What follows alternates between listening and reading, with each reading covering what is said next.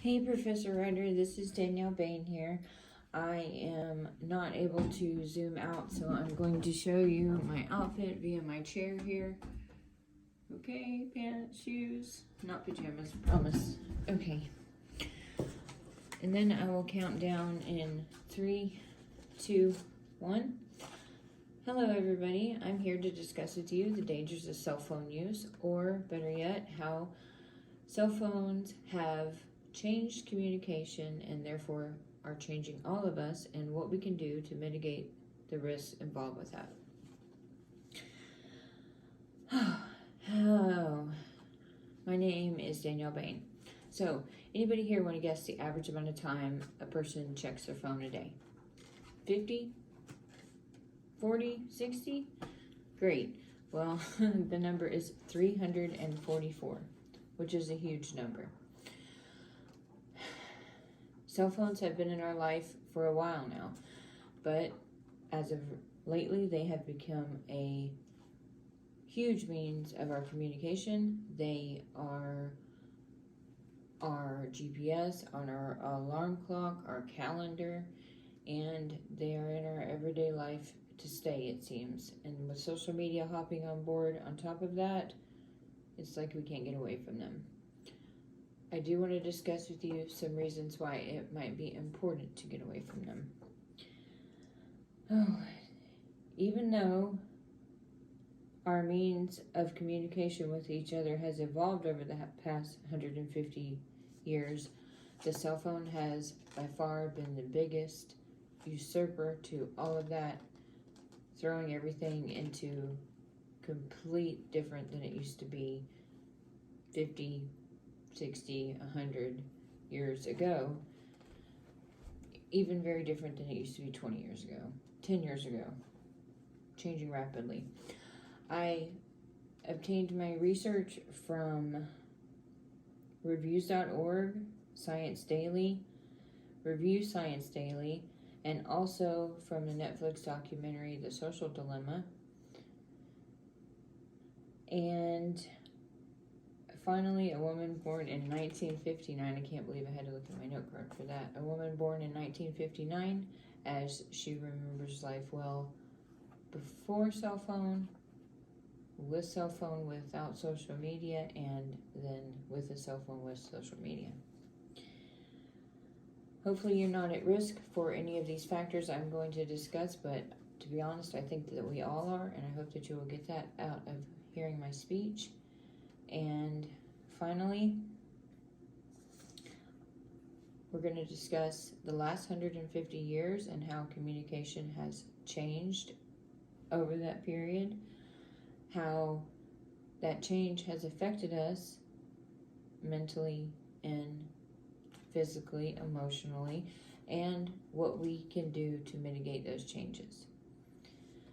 Okay, so I want you to imagine yourself on a quiet day. Maybe you're writing in your journal, you even have a feather pen, and you hear a horse neigh outside. You decide to walk downstairs a few minutes later and you see a business card-like thing left for you that says, Mr. Dream Guy, with his name, has called, and it has his address. This gives you the opportunity to pay a call upon this person whenever you might see fit. And this year we're going to say is 1895, the Gilded Age.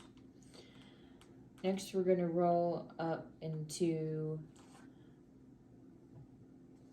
you're going to hear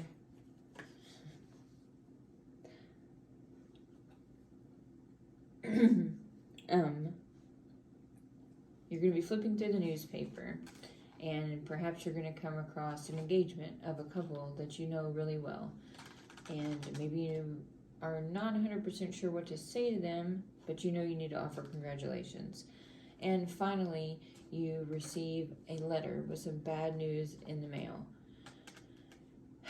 All these situations have in common, they're all in the past, and they all give you time to think long and hard before you respond, even though responding is going to take some work, like a stamp, or possibly paying another call across town in your horse and carriage, or whatever period of time we're in. These days, instant, as we all know.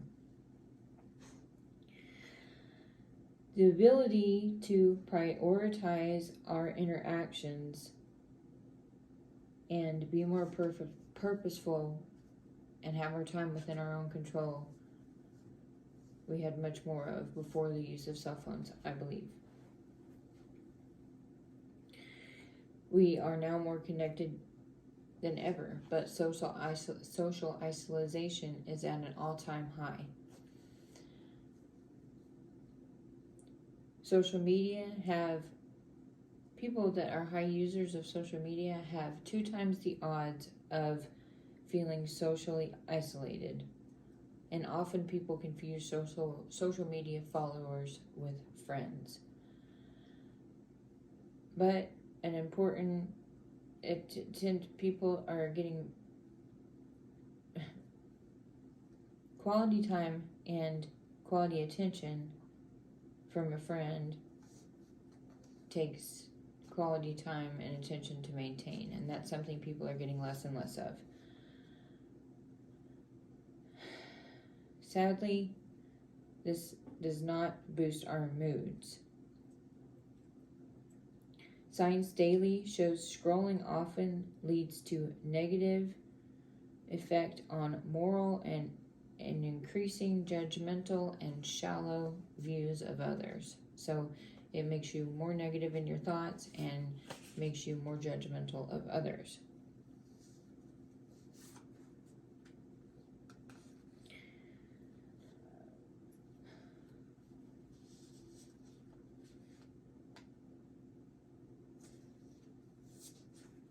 Finally, because we only post positive memories, we are actually lessening our ability to learn from our mistakes and creating what's called false positive memories, because that's all we have on our feed is these positive memories.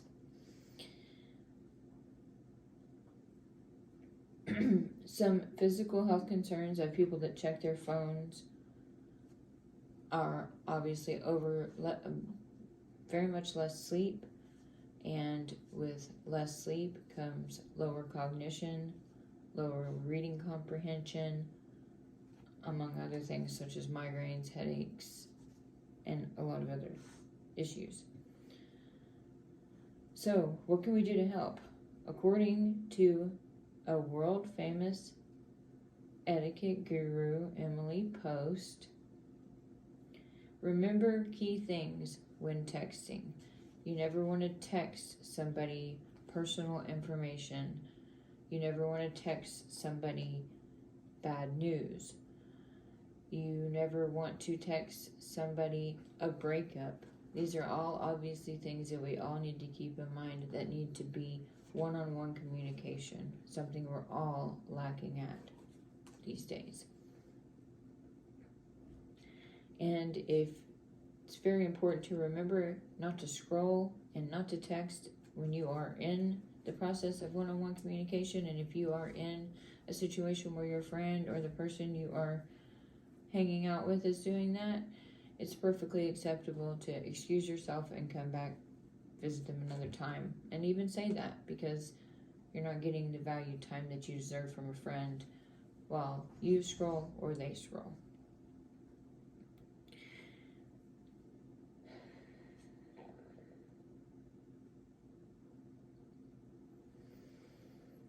And never relay any bad news digitally. And it seems here that we feel I'm asking you no social media, right? I'm not a big fan of social media, but that's not what I'm saying here. A study done by Harvard Review gives us a sweet spot. The sweet spot for Instagram is 23 minutes of scrolling time, and Facebook is 31 minutes of scrolling time. Anything beyond that, and the person is actually left with more negative emotions and less positive emotions than when they started. So, to care for your mental health, let's say an hour a day max of social media and no phone an hour before bed. As you have been hearing, humans have been expediting communications for as long as we've been able to expedite them, at least the past 150 years. We now have the data that proves that this isn't always beneficial. Human contact and has a positive correlation and a long-term outcome, and is much more positive than seeking validation on social media. We must use extra caution with the digitally written word, and for the best chance at happiness, we must put away our phones sometimes. Heck, maybe even pick up a paper book. All right, thanks for listening.